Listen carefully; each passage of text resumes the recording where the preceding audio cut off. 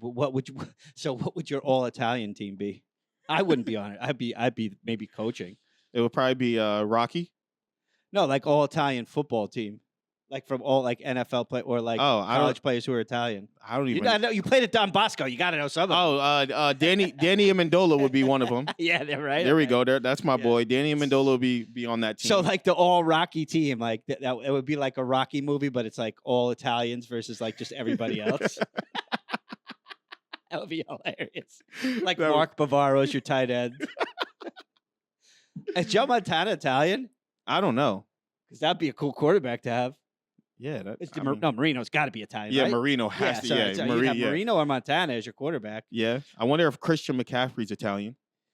I think he's Irish, but I think he's also something else. So there you go. Yeah. Oh my God, we're making a great team here. We didn't even think about this too much. Oh my God. Uh, I'm assuming a lot of the offensive linemen are probably yeah, Italian. yeah, of course, yeah. Big guys from Jersey and from Pennsylvania. What's Kelsey? Kelsey has to be. I don't know. He seems Yeah. like he might be German to me. But you already have Mark Bavaro, so you don't need Kelsey. Yeah, that's true. So we already have it back. Who was the dude for Kansas City? He played fullback. What the hell was his name? He was Italian. He was really good. Like Mike All. No, not All Star. He played for Tampa Bay. It Yeah. was he had Italian last name, but he played for a bunch of teams. Remember, like he was kind of just at the. I mean, Kansas City does still use a fullback, but like he was just on the end of like fullback, like when teams still use Yeah. like half the team still use the fullback. He was really good. I forget his name, but him. All right, he'll be our fullback. Not how many good Italian wide receivers? Well, I named one, Danny Amendola. Yeah, there you go. Who's Wayne Corbett? No, sorry. The dude that played for the Jets, the white receiver. Wayne Corbett. Wayne Corbett, right? Is he Italian? I don't know. I don't know. He might have been. I'm thinking. Now. All right. So we got half a team. I like this. Yeah, it's actually not a bad idea. Maybe we'll do Irish people next time.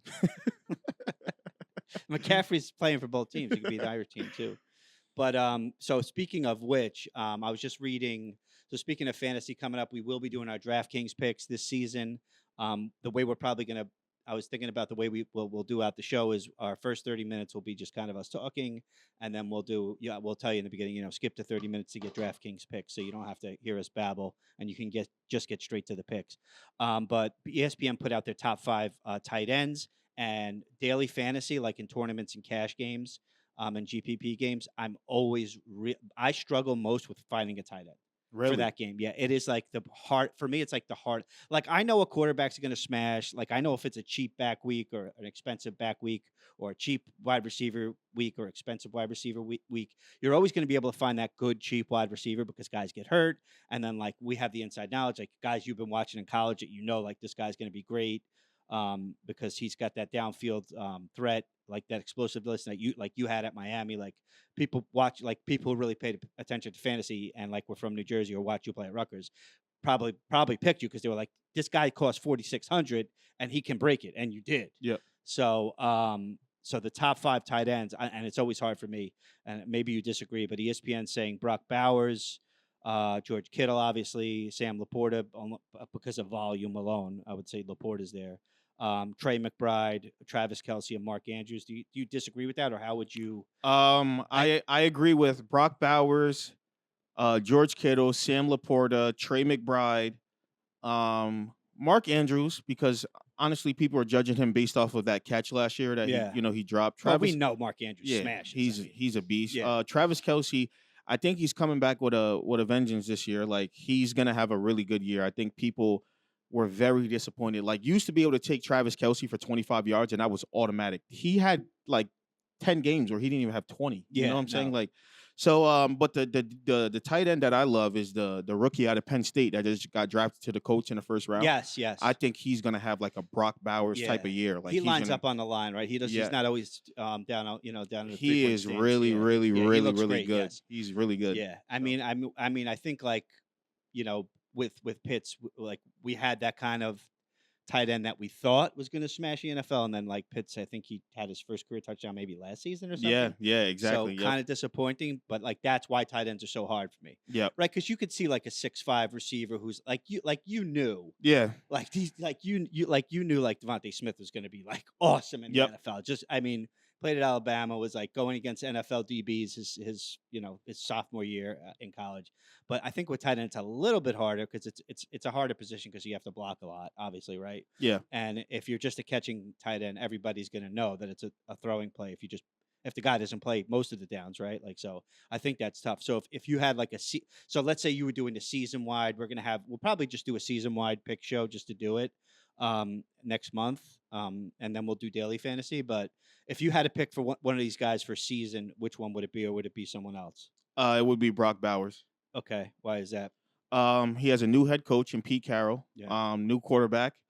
And I just think the momentum he had breaking the record from last year is going to carry over to this year. And I just think he's just a phenomenal player. Like, the thing about tight ends is, like, if you're fast enough to get open, that's one thing. But if you can run like savvy routes, like if you can run routes like a receiver, Yeah. it changes the whole game. And that's why guys like Gronk Gronk was just bigger, faster, stronger than a lot of guys. But Travis Kelce really like started that whole savviness where he's basically running his own made up routes. Like, don't think for a second that when Travis Kelce's out there and when the play comes in, that's the design route that Travis Kelce was supposed to run. He's out there making up his own shit. He's finding the zones. He's breaking in or out on his own. He just, that's what happens when you're that good. And I think towards the end of the season, that's what Brock Bowers is doing. He just started to figure out how to sit in zone because there's not too many people that play tight ends man to man.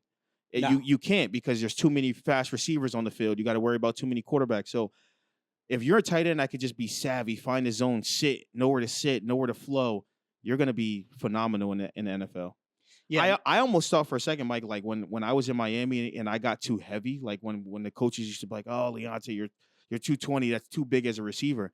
I wanted to have a conversation with my head coach and just like make me like a stand-up tight end. Yeah, like, let's get you out there. Let's do that now. What are we waiting for? Like let make me a stand-up tight end and just let me kind of just flow and find the zones. And I don't think my head coach at the time was savvy enough to create like a package for me, but I think that would have been awesome. Yeah. I mean, I think I was big enough to block linebackers and strong enough to block linebackers, and I think I would have been fast enough to be savvy enough to play tight end towards like the end of my career. So you don't think like Bowers was just kind of like one of those rookies who's like they didn't prepare for him, they didn't expect anything? Do you think like now they're going to throw a guy and chip him or try to take his legs out or something? No, he's generational talent. Yeah. Okay. He's that good. I'm telling you. Well, that's good. Sam Laporta is that good too. Yeah, so you're hearing it here first, and I think Laporta just in volume, like he gets thrown to other than Kelce. I would feel like more than any tight end on this list, right? Although now they know what they got in Bowers, so they might work him in a little bit more. You got to remember, Coach, Brock Bowers came from the SEC. Yeah. He was going against Alabama, LSU. He was going against DBs that were like linebackers that were fast as DBs. Yeah, right? that's what I'm saying. So he's used to the speed of the game, and he's used to just being a dog. He's a dog for real. He came from Georgia and he's a dog. Yeah. So as soon as the prices come out, we'll probably put together our week one fantasy lineups. And maybe the week before that, we'll give you if you guys love this insight that we're giving you now, we'll give you that with every position for a season wide fantasy team, as well as because now that Leonte actually just talked me into picking him if I do a season wide this year. So as well as we'll do our daily fantasy picks, which is what most people watch these videos for because they change every week, obviously, and they change with the injury report. So So moving right along. All right, so coming right back at you. Is it a touchdown? I believe you had one this week, Leonte. What do you got? Yeah, let's talk about it. So, is it a touchdown? Let's say Darren Sproles, for example. Okay. Great running back. Very small though, but was really, really good in the NFL. If he was in an I formation and the quarterback handed him off the ball, and we get a big lineman like Trent Williams, just takes him and just throws him over the pile, is it a touchdown? So kind of like the tush push, but like the tush push like toss. Like literally, like he gets the ball, and Trent Williams literally just grabs him and just throws him over the line of scrimmage, just like bloop. Just picks him up and he just tosses him like a little kid. Over. I feel like with the amount of little backs, we would have probably seen this happen already if it was legal, right? Like, right, that's true. I'm gonna go with no, it's not. Yeah, you can't do that. So you can only push a guy in. That's why they have the push tush, and that's why when you see running backs like fighting for a first down, you see linemen like pushing. Yeah. But you can't physically pick a guy up and toss him over the line of scrimmage. It would be awesome, but But I guess what you can't do either is like, remember in The Simpsons when like Nelson had Bart and he just like picked him up and was just like blocking people running with him? I don't think you could do that you either. can't do that. Although my quarterback in high school did do that. Really? Yeah, in a scrimmage game, he picked up the running back and blocked somebody in front of him and then threw him to the side and they didn't call it. So One of the best blocks I've ever seen in person was my second year on the Dolphins. Jarvis Landry, who was an absolute dog. Like, Yeah. shout out to my man Juice. We called him Juice. The whole crowd would go Juice every time he caught a pass. yeah, he was good. When people don't understand, like, for his size, Jarvis is probably 5'10" on a good day, probably $175. He used to annihilate people in the run game. Like, just block them, blast them, linebacker, safeties. So we ran the ball. Jay Ajayi, my boy Jay Ajayi was running the ball, and he broke, but Jarvis fell.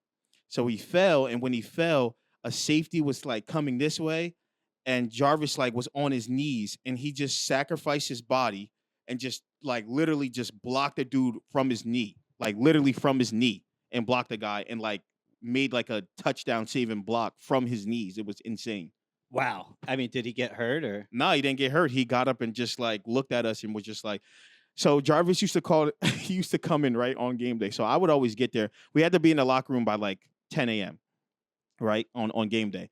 10 a.m., game starts at 1, you do your stretching, blah, blah. So I would get there at like 10. You had to be in the locker room by 10:45. Jarvis would always pull up by like 10:41, and he would come in with the chains, and then he would come in with a Gatorade bottle. I swear to God, I don't know what was in his Gatorade bottle, but he used to call it Superman juice. Oh, boy. It had to have been Hennessy in that shit. No, I doubt it. Mike, I He swear was to God. too good for that. No, he was drinking like Henny or something before the game because he was wired to it had to be Hennessy, Gatorade, and Red Bull. I don't think that's a good mix. He was just Maybe too it's just wired. Red Bull and Gatorade. Why did it have to be Hennessy? I feel like those things work. They cancel each other out. Because he just like it was almost like his body was numb on game day. Well, I mean, he also made some really spectacular catches, which Hennessy would make really hard. I mean, we just played giant beer pong in the yard, and it wasn't a pretty sight. You made the game winning shot though. We almost got our We might butts play. kicked We might play today. by two very talented women. And another thing that I don't know if you noticed, right? Yeah. I want you to pay attention, and to our viewers out there, I want you to pay attention now. You ever notice on the sideline when that strength coach is coming by and he has a Gatorade bottle, but it's taped up, and he's just putting it to your nose like this, Yeah, and you what just is see that? guys are like, whoa, like it's smelling salt. Oh, okay, all right. Well, that'll wake you up. So they put it to no, sorry, not smelling salt. It's Catnip? it's the shit that you break, and then it's like Yeah, no, I know exactly. Is it ammonia? yes, No. yes. Okay, But we put like no, I think ammonia knocks you out. I don't know what it is. All I know is they break them and put like 50 of them in there, and they open this bottle, and I promise you, it burns every nose No, I hair. think it's smelling salt because that's what they do to boxers when they get knocked out, right? Yeah, but this is more to like hype us up. Like you Oh. you lose brain cells when you smell Maybe you're this. giving a trade secret away. Maybe if anybody knows what it is, leave it in the comments. But is it liquefied? I used to smell it. Drano? I used to smell it before kickoff and go down there and make 0 tackles still. Just tackle the air.